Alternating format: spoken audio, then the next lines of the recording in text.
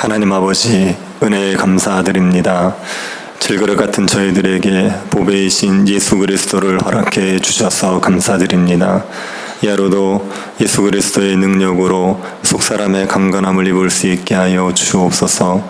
주의 뜻을 즐거워하게 하시고 주의 뜻에 순종하며 환난 가운데서도 주님의 제자로서 살아갈 수 있도록 은혜 베풀어 주옵소서. 걸어가신 예수님 이름으로 기도드립니다. 아멘. 찬송가 263장입니다. 263장입니다. 통일 찬송가는 197장입니다. 263장입니다.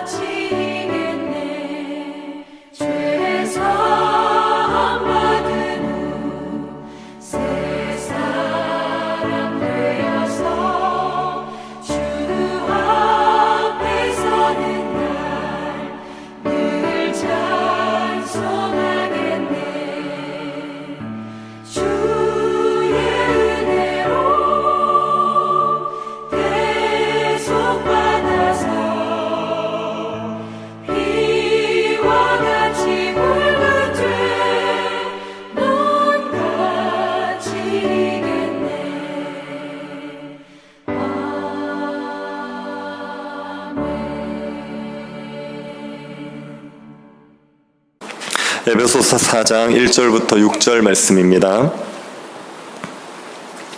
에베소서 4장 1절부터 6절 말씀입니다.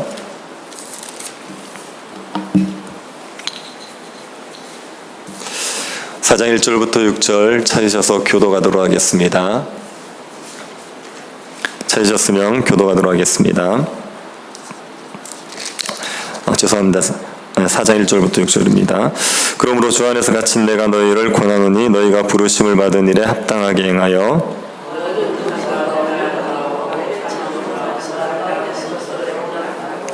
평안에 매는 줄로 성령이 하나 되게 하신 것을 힘써 지키라.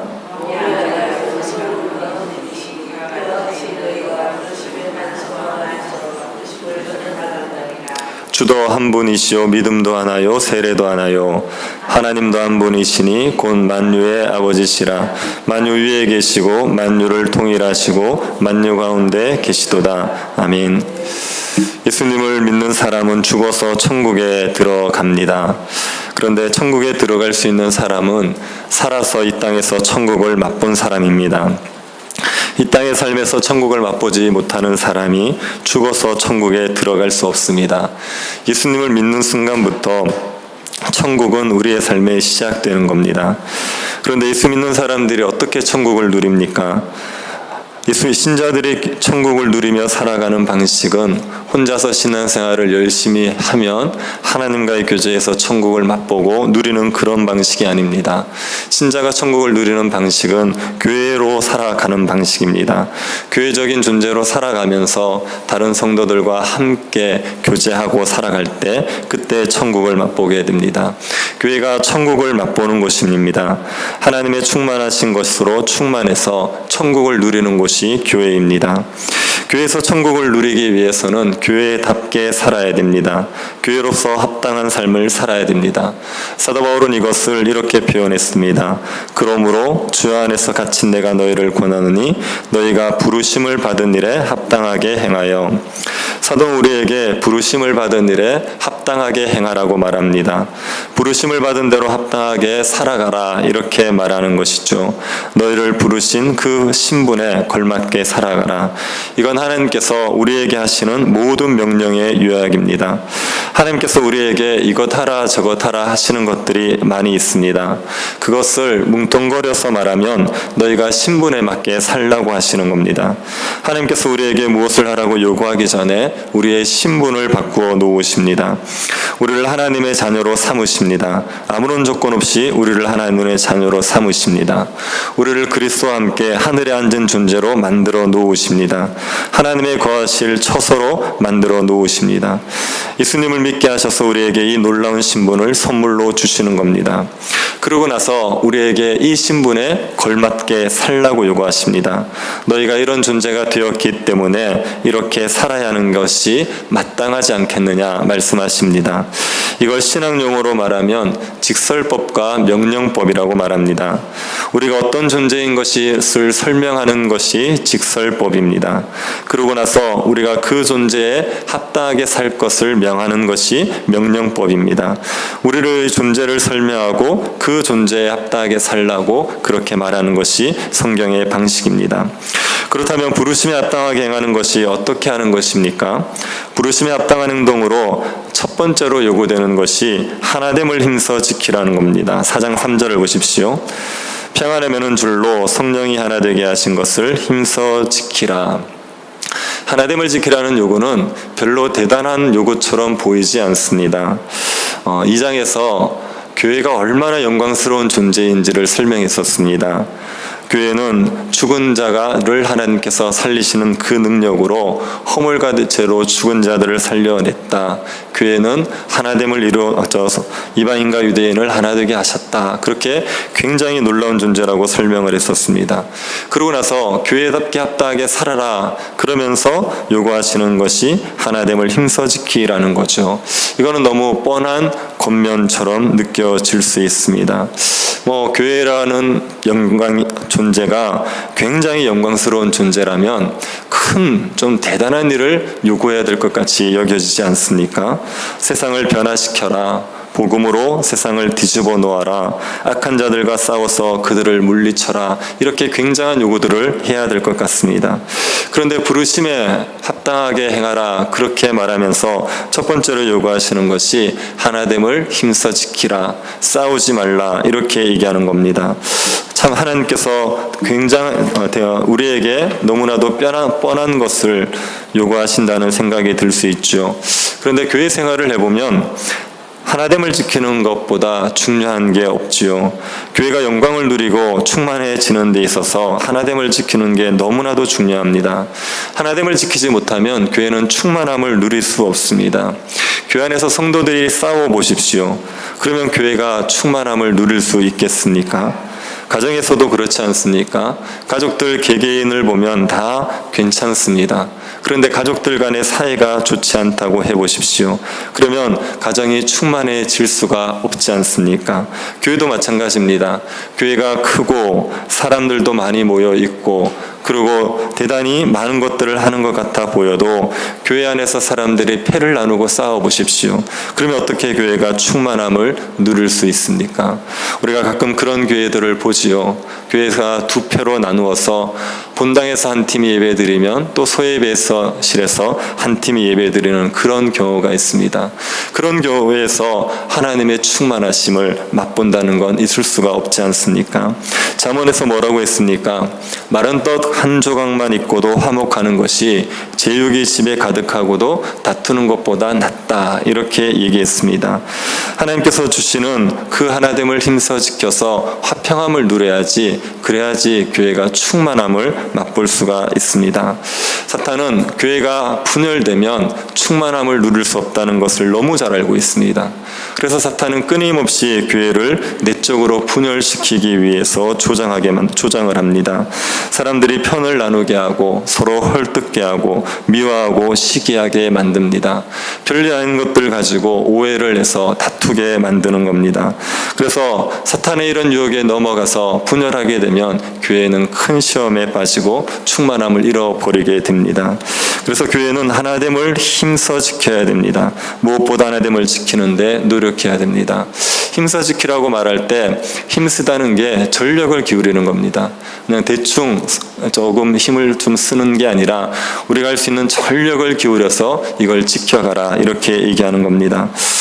그리고 이 하나됨은 우리가 이루는 게 아니라 지키는 것을 기억해야 됩니다.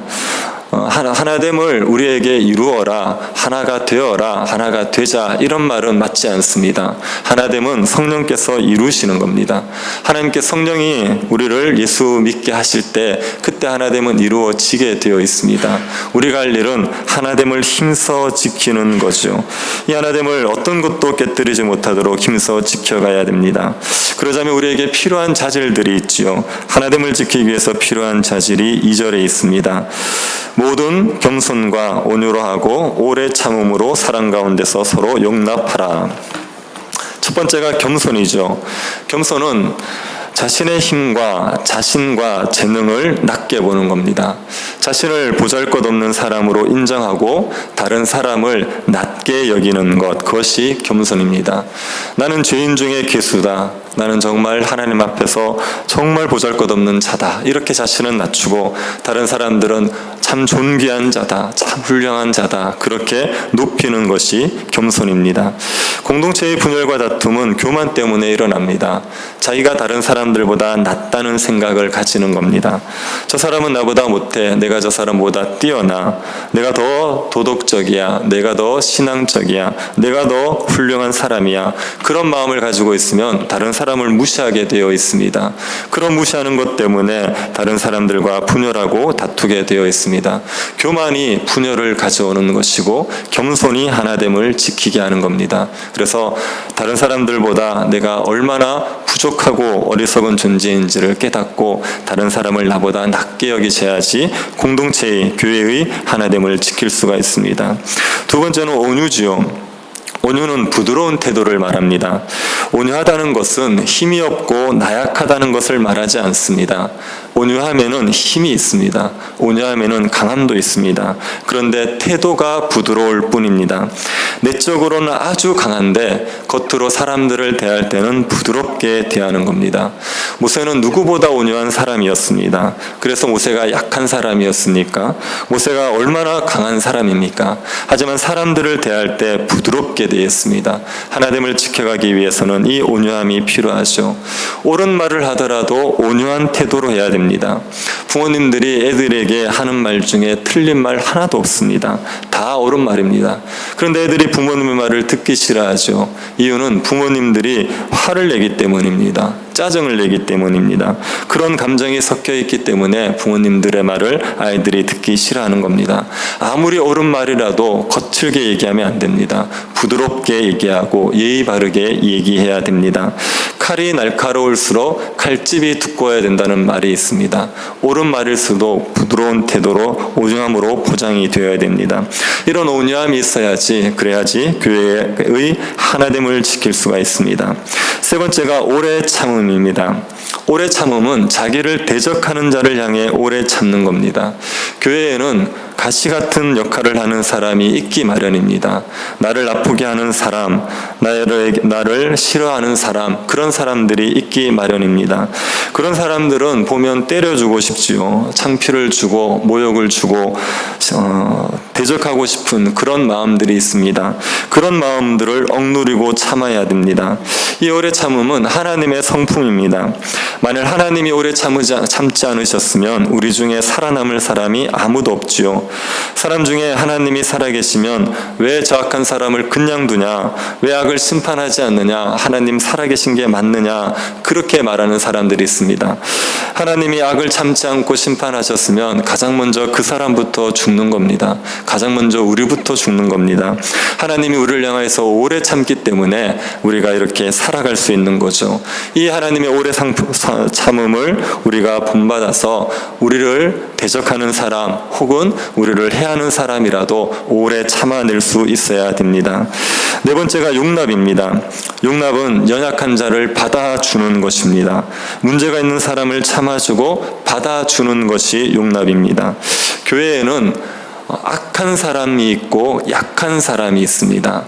악한 사람은 고의적으로 악을 행하면서 사람들을 괴롭히는 자들이죠.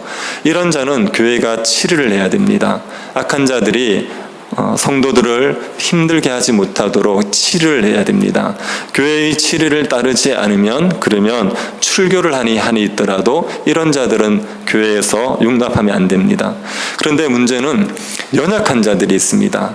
그냥 악의를 가지고 하는 것이 아니라 연약함 때문에 문제를 일으키고 연약함 때문에 성도들을 힘들게 하는 경우가 있습니다. 그런 경우에는 용납을 해줘야 됩니다. 사랑으로 품어줘야 됩니다. 연약하기 때문에 본인이 잘하고 싶어도 안 되는 부분입니다. 그러니 그럴 때는 사랑을 풍성하게 해서 그런 사람들을 잘 품어내줘야 되죠. 이런 용납은 사랑으로만 가능하기 때문에 사랑으로 용납하는 겁니다. 겸손, 온유, 오래 참음, 사람, 용납, 이런 성품이 하나됨을 지키는 겁니다. 이런 성품을 우리가 가지고 교회의 하나됨을 잘 지켜가셔야 됩니다. 나에게 이런 성품이 없다, 나는 원래 성질이 못 참는 성질이다, 그렇게 말씀하시면 안 됩니다. 이런 성품은 우리의 본래적인 성품 아닙니다. 태어날 때부터 이 겸손과 온유와 오래 참음을 가지고 태어난다, 이런 사람 없습니다. 이거는 예수님을 믿을 때 성령에 의해서 우리에게 주어지는 성품입니다. 나에게 이런 성품이 없다고 얘기하는 것은 내가 신자가 아니라고 얘기하는 겁니다. 나 예수 믿지 않는 사람입니다, 이렇게 얘기하는 겁니다. 신자는 이런 성품이 있습니다. 이런 성품을 우리는 개발해서 하나됨을 지키도록 노력해야 됩니다. 예수 믿는 사람들은 교회의 하나됨을 깨트릴 수 없죠. 어떤 것으로도 하나됨을 깨트릴 명분이 없습니다. 4절에서 6절을 보면 우리가 하나됨을 지켜야 되는 신학적인 이유를 설명하고 있습니다. 몸이 하나요 성령도 한 분이시니 이와 같이 너희가 부르심의 한 소망 안에서 부르심을 받았느니라. 주도 한 분이시요 믿음도 하나요 세례도 하나요 하나님도 한 분이시니 곧 만유의 아버지시라. 만유 위에 계시고 만유를 통일하시고 만유 가운데 계시도다. 여기에 보면 우리가 하나됨을 지켜야 되는 이유를 삼위 하나님의 관점에서 설명하고 있습니다. 4절에서 몸도 하나요 성령도 한 분이시니 이와 같이 너희가 부르심의 한 소망 안에서 부르심을 받았다. 여기까지는 성령 하나님의 관점에서 말하는 겁니다. 그리고 5절에서 주도 한 분이시요 믿음도 하나요 세례도 하나라고 하는 것은 성자 예수님의 관점에서 말하는 겁니다. 6절은 성부 하나님의 관점에서 말하는 겁니다. 성령, 성자, 성부의 관점에서 하나됨을 힘써 지키라 이렇게 얘기하고 있습니다. 우리가 보통 삼위 하나님을 언급할 때 순서는 성부, 성자, 성령 아닙니까? 그런데 여기에 보면은 성령, 성자, 성부의 순서로 되어 있습니다. 이것은 우리가 실제로 경험하게 되는 순서입니다. 우리가 제일 먼저 경험하는 분이 성령 하나님입니다. 성령이 우리에게 오실 때 우리가 예수를 믿게 되는 거죠. 그래서 예수 그리스도가 우리의 구주로 받아들이며 예수 그리스도를 알게 되죠. 예수 그리스도를 아는 자가 하나님께로 나아가게 되는 겁니다. 성부 하나님과 교제하면서 성부 하나님을 알아가게 되는 거죠. 그래서 성령과 성자와 성부의 관점에서 설명하고 있습니다. 이 세 가지 관점, 성부 하나님의 관점에서 생각해 보면 우리는 이미 하나인 거죠. 이 하나됨을 그 어떤 것으로도 깨뜨릴 수가 없습니다. 우리가 교회에서 성도들과 아무리 치고받고 싸워도 성도가 하나라는 신분 자체가 바뀌는 법은 없습니다. 우리는 여전히 하나일 수밖에 없습니다. 그러니 하나됨을 힘써 지키는 게 지혜로운 방식입니다. 하나됨을 깨뜨리지 않으면 교회는 충만함을 누리게 되어 있습니다. 교회가 싸우지만 않아도 부흥한다는 말이 있습니다. 교회가 하나됨만 잘 지켜도 교회는 자라가 되어 있고 성령의 충만함으로 천국을 맛보며 누릴 수가 있습니다. 우리 교회가 성령이 하나 되게 하신 것을 힘써 지킵시다. 하나됨을 어떤 것으로도 깨뜨리지 말고 하나됨을 힘써 지킵시다. 제가 교회에 와서 이 얘기는 한 수백 번 한 것 같습니다. 하나됨을 힘써 지키자고. 그리고 교회 예배당 이전 문제 때문에도 가장 많이 기도했던 게 이 하나됨을 지키자는 것 아니었습니까? 약간씩 뭐 이렇게 불편한 소리가 있으신 분들도 있으시던데 그래도 우리가 성령의 하나됨을 지키자는 이 말씀에는 순종합시다. 하나됨을 힘써 지켜서 교회의 충만함을 누릴 수 있게 되기를 간절히 바랍니다. 하나님 아버지, 저희들을 하나로 불러주신 것을 감사드립니다. 성령이 하나 되게 하신 것을 힘써 지키게 하여 주옵소서. 우리의 마음에 진리가 아닌 문제 때문에 분열하고 다투고 사람들을 내밀어버리는 일들 없게 하여 주시고 하나됨을 힘써 지켜서 교회의 충만함을 누릴 수 있게 하여 주옵소서. 겸손한 마음을 주옵소서. 온유한 마음을 허락하여 주옵소서. 오래 참고 사랑으로 용납할 수 있도록 우리에게 성령 충만함을 허락하옵소서. 걸어가신 예수님 이름으로 기도드립니다. 아멘. 하늘에 계신 우리 아버지여, 이름이 거룩히 여김을 받으시오며 나라에 임하옵시며 뜻이 하늘에서 이룬 것 같이 땅에서도 이루어지이다. 오늘날 우리에게 일용할 양식을 주옵시고 우리가 우리에게 죄 지은 자를 사하여 준 것 같이 우리 죄를 사하여 주옵시고 우리를 시험에 들게 하지 마옵시고 다만 악에서 구하옵소서. 대개 나라와 권세와 영광이 아버지께 영원히 있사옵나이다. 아멘.